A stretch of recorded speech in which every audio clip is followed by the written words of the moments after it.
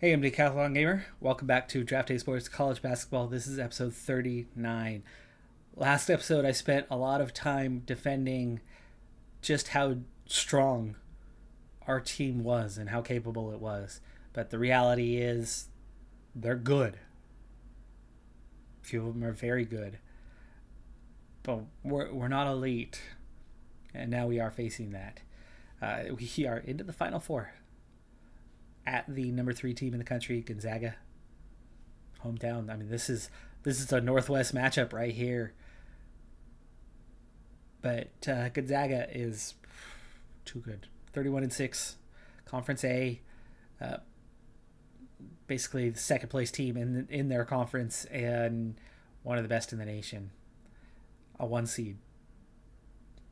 Heavy favorites, and for good reason, because we have a very good Ed Hold. We have a very good Eric Johnson and a very good William Love. We have a good John Stetson. Mike Harris is okay. But for them, they have 4 elite talents, or at least 3 elite talents. Frankly, John Corner and BJ Nesland. Case of Jordy Holmes, looking at the stats, 10 a game, 5 assists, probably very good as a talent. So 3 elites at a very good, and then the last one, Rainey, equal with Ed Hold, but actually not quite as much. I'd say he's somewhere between good and very good. If he's good enough to be equal on paper with Ed Hold, but not really being putting up the kind of numbers that Hold does. But I think that might have more to do with the fact that he has 3 elite talents that he's playing alongside. He is getting 6.5 rebounds a game. So he is very good. He's just surrounded by some players that are even better. And that makes him the lowest scorer on the starters. We do have an advantage coming off the bench, but you could definitely tell our season is finally coming to an end. We are good. It is deeper, but we're not Conference A. We are not recruiting at the same level that Gonzaga is. We're not getting top 10 players in the nation in any given recruiting season. They have a freshman who is going to be in the NBA next year in Frank Lee. We have not had one player picked to go to the NBA as of yet in this series. We'll get there. They have another freshman starting in Jordy Holmes. That's what happens when you become an elite team. You get a lot of one and dones. You get guys that are almost NBA ready now, and then they go. Chet Holmgren just got picked second in the draft, was it? As a one and done from Gonzaga. In real life. But before we get to our season-ending Final Four loss, which isn't so bad, when you think about it, it actually has kind of a nice ring to it. A Final Four loss. Oh, darn. We made the Final Four and lost. From our conference, from our level, from a 27-7, soon to be 27-8 record, getting to play 35 games in a season and winning 27 of them, and making it to the Final Four is a hell yeah kind of season. So I'll be happy to lose this game, but I'm pretty sure our road is about to end here. We have a 10% chance. Before we get to that 10% chance, though, let's take a look. It's Ohio State, still ranked number 1. Oklahoma, and then Gonzaga at number 3. It is those same 3 teams at the top of the net rankings. In those same net rankings, we were 46th this season. Now, these rankings don't change throughout the tournament, so they remain stationary, of course, at this point. We would be quite a bit higher with the wins that we have pulled off. But even then, I think we're still only looking at maybe climbing into the top 30 or just inside the top 25 at this stage. There's a pretty big gap. Pretty big gap at the top between us. Eric Johnson, by the way, is 4th in the country at 16 points per game. In fact, he's got a 1.5 advantage over Travis Spencer. By the way, from our conference, success has not just come for me. Fordham got all the way to the championship game of the 4th tier tournament. They lost to Rochester Hills, but they made it. The third tier tournament saw Alabama Birmingham beat Wisconsin Green Bay. And the second tier tournament saw 8 seed James Madison from our division make it all the way to that final, losing out to Louisville. The final four, Nevada, the 6th seed, has qualified. They knocked off the number 2 team in the nation, Oklahoma, 88-84 to make it to the finals. Miami beating Virginia Tech 88-80. Gonzaga beating Texas A&M by just 4 points, 81-77. And, of course, we made it to the finals in the only comfortable game, 83-67. But, of course, we were lucky to have Milwaukee in that Elite 8 matchup and now finally find ourselves well over our head. I would strongly suspect that we will see a Miami-Gonzaga championship game. In the insights department, we are 18th in the nation in scoring, 13th in assists, 57th in rebounds, 23rd in points allowed per game. So offense is 18th best, defense is 23rd best. Just about good enough to be top 25, but when you throw in the net ranking, because of the division we play in, realistically, we were only just inside the top 50. Blocks per game was 16th. Steals this season well down from what it was a season ago at 130th. Field goal percentage 20th. 3 points just 73rd. Free throw percentage just 110th. Not great from there. Offensive rating though, 7th, a 105.8. Defensive rating, an 87.9, is 11th. That is why we have made it this far in this tournament. We are better than what we have. Our net rating is 3rd, 17.9. We are a very good team. We are a very efficient team. But we're now up against some elite players that I just don't think we're going to match up with.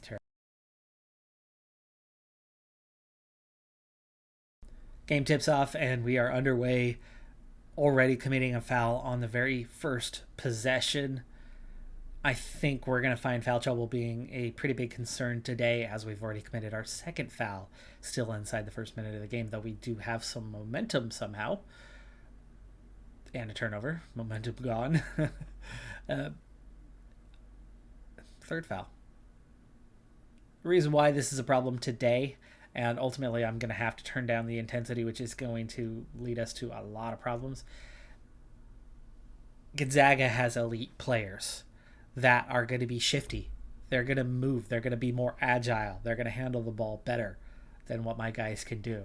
And so our aggressive play with good defenders, we have very good defenders, but they're not elite. So elite ball control and movement versus very good aggressive, the elite's going to win that matchup, that individual matchup again and again and again, and they have 3 elite players. It's going to lead to mistakes trying to aggressively play those guys.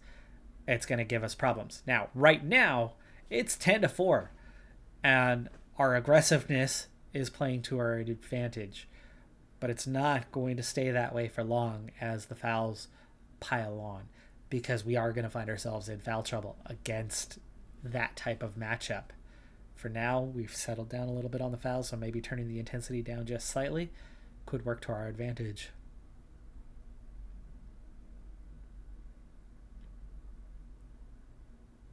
We've certainly had a tremendous start, something you can't replicate terribly well. They're not shooting very well. Stetson's 0 for 4, but has 3 points from the foul line. It's 11-6 now. But we've really stayed out of foul trouble for the last little bit. Stetson, two more shots from the charity stripe, and it's 13-6. They, after we were down 3-0 on fouls, or 3-1 on fouls, it's now 5-3 in our advantage. 6-3 in our advantage. We may have a chance yet in this game, at this stretch, at this point in time. The fouls in particular is really, really going our way, and it's making the difference for a change. but we commit 2 fouls. 3 fouls on the same possession, and it's even. Let's hope that was a bench player committing all those fouls. Johnson, the only starter on the court. Oh, and Harris, only starters on the court right now with a foul each. Up to 8 fouls, just like that. It's going to allow them to get back into the game pretty quick, though we do have some momentum at the moment. They are shooting terribly right now, just 3 for 14. We are just 5 for 15 right now, by the way, as well. Both teams, most of their points coming from the foul line. We just got to double bonus with 9 minutes to go in the first half here, and it's a 2-point game, but they are fouling us as well. Matt Wheel goes to the free throw line. 22-19 now. Rebounds, +3. Turnovers, -3. Free throws, 7 of 8, helping keep us in it. They're 13 of 15. The big difference, the only reason why we have a lead, is we are 3 for 4 beyond the arc. They are 0 for 3. 9-point advantage in that department. 1-point lead overall. Drives the lane, gets an easy 2. Nobody even closed him down. We get a free throw. We make 1. Miss the second. Tie game. Now they go ahead. Nesland, his first field goal. That's one of those 3 elite players.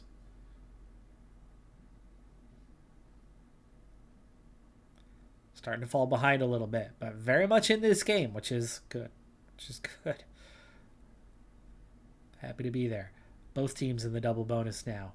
Foul trouble is going to be a major, major factor. Harris has 2 fouls. Johnson has 2 fouls. Stetson has 2 fouls. And Hold has 2 fouls. Love, the only starter with no fouls. All 5 starters back on the court right now, and I'm very nervous about that as we trail by 3, that somebody's going to pick up that 3rd foul, which Hold just did. Thomas back out on the court with Hold having to head to the bench. 4 minutes to go still in the first half, and we are going to be without Ed Hold for the remainder of this half. Watch this score suddenly embellish, because that is our best player.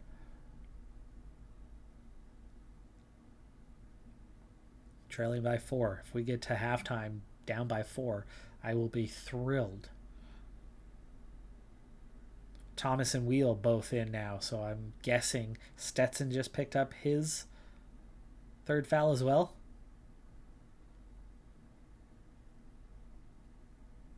Yeah, they just made 2 free throws a moment ago, so I'm guessing that was Stetson. Both post players on the bench with still 2 minutes to go in the half, and yet somehow it's still a 4-point game.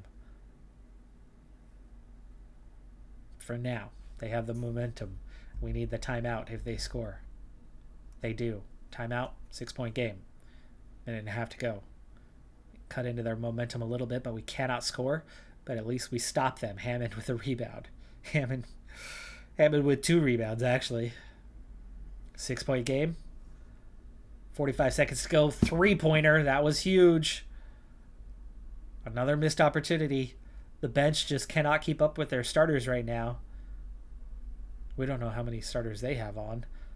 They have at least 2 guys in double digits out there. They're missing 1 or 2 or 3 starters themselves. 4-point game.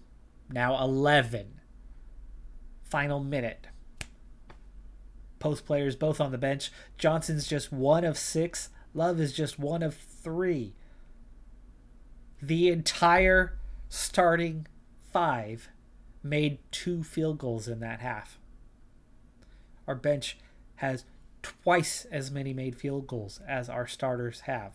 Hold played 4 minutes and has 3 fouls.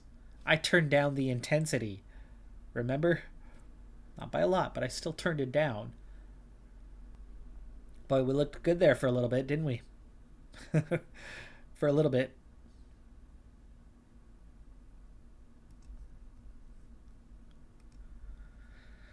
$19 minutes, and we hung with them for 19 minutes.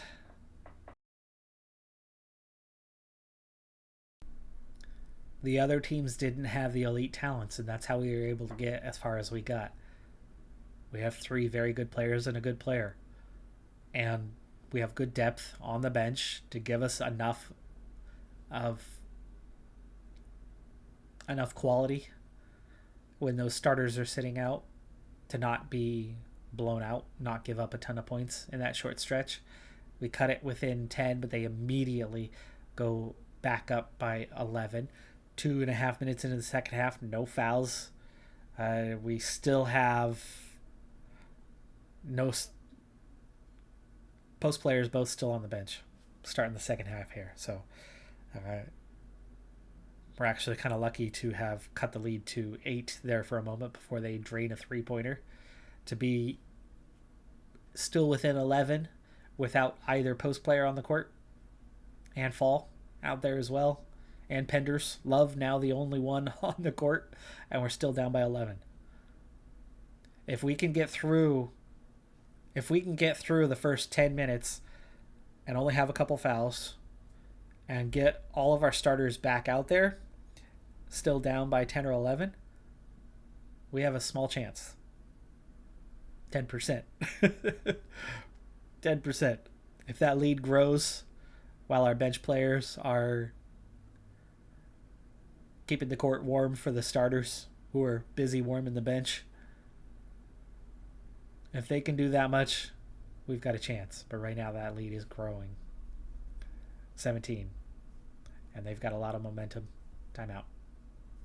We cut into that momentum quite a bit. It was all the way up here. Missed that. They get some more momentum. 21-point game.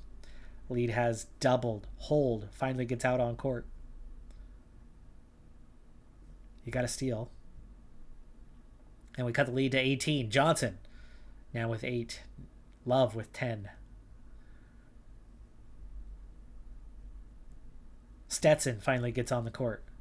But Thomas with 3 fouls also out there. We are in all sorts of trouble when it comes to the post. We just cannot defend these guys. And it's back to a 20-point game. 10 to play. We have some momentum. We have a few starters out on the court. And we cut into the lead. Mike Harris. Harris with a 3, I think. Johnson commits the foul. He's got 3. Love still with no fouls.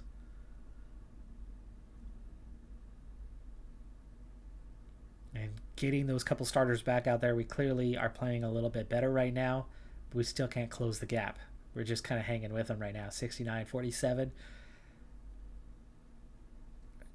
Told you this would be the end. Told you this would do it. We've only committed 4 fouls here in the second half, but that first half just destroyed us. Ed Hold, first field goal of the game. Of course, he's only played, 7 minutes?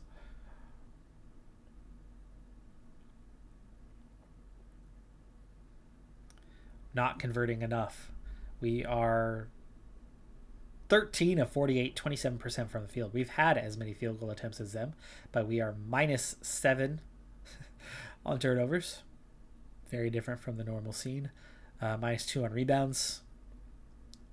Yeah, -8 on made field goals. We're also -10 on free throw attempts. +2 in the 3-pointers. I mean, that's one of the only things helping keep us in the game a little bit here. But, that's only 6 points. We're down by 20. Ed Hold makes another field goal. Cuts it down within 20. Gets us to 18, but then they go right down to the other end and score. Ed Hold again. 1 of 2 from the free throw line here. Cuts it within 20. This time they don't score. We've got the ball. And turn it over. And then they do score this time. Back up by over 20. 21-point deficit. Can't convert. Thomas has 4 fouls. Still playing. Is that because Stetson also has 4 fouls?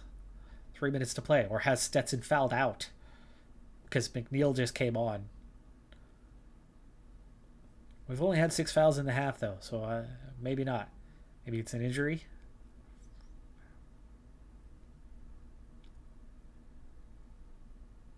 Cut it back within 20 again, but that's all we're doing here. That's all we're doing. 80-61. We are going down. But hey, come on. We made the Final Four. We made the Final Four.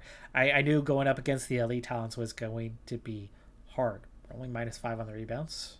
We're only -6 on the turnovers now. And we are above 30% shooting as Ed Hold gets another field goal.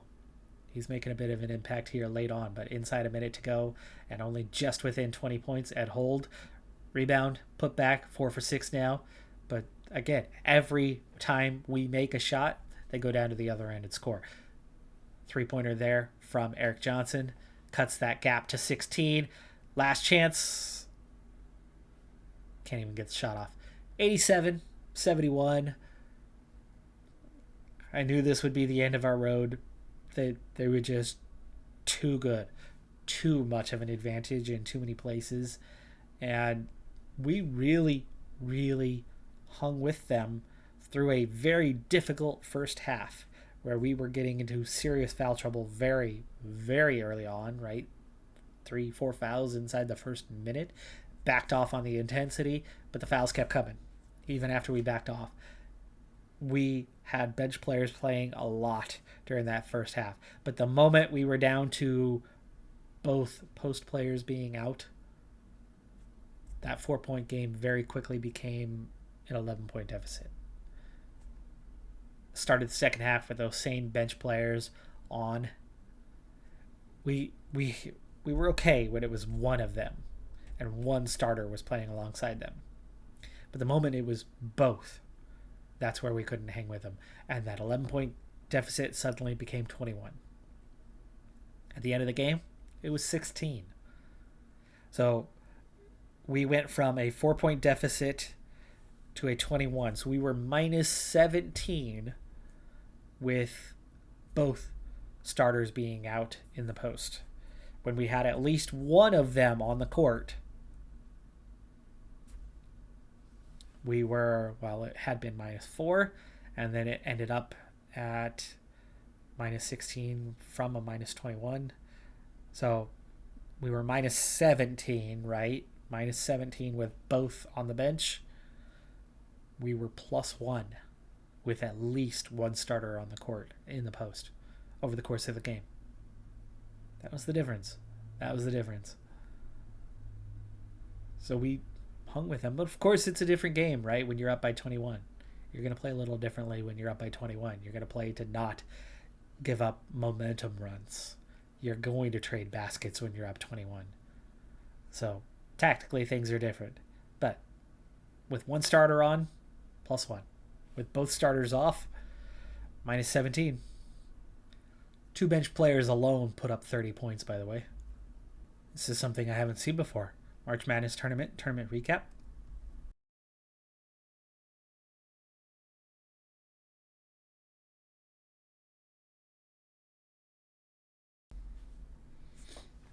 Now that I know what that was, now that you know what that was, with headphones on, it was very loud. Nevada, by the way, kept up their upsets, beating Miami 97-93, making the final, going up against Gonzaga, and getting the upset. Nevada is the national champion. 93-86 with the win over Gonzaga. That was surprising. Surprising that they continue to get those upsets. And they are your national champion. But hey, we made it to the Final Four. What a season. I am so impressed with how this one has turned out for us. 121-65 all time now. 3 conference championships. Still a poor reputation, surprisingly. But I think that is on the verge of changing. It has to, right? And that recruiting is getting better and better. It's going to be above 40 come next season, you would think. And, even the scouting is a 2. We'll see if that continues to grow. It's growing, obviously, at a much too slow rate. We're this many seasons in, and it has only gained a single point. And yes, I have verified that it is out of 100. It is not out of 1. There was not a mistake. It is out of 100. All right, folks, that's going to do it for this episode and this season. Heck of a job by the team. What a run. We got some graduates, though, so it is going to be a bit of a rebuilding year for us. But we continue to climb the ladder, and couldn't be happier with how this one went. What a season. What a season. I'm Decathlon Gamer. Like, comment, subscribe, and I'll see you next time. Have a good one. Be safe out there. And bye for now.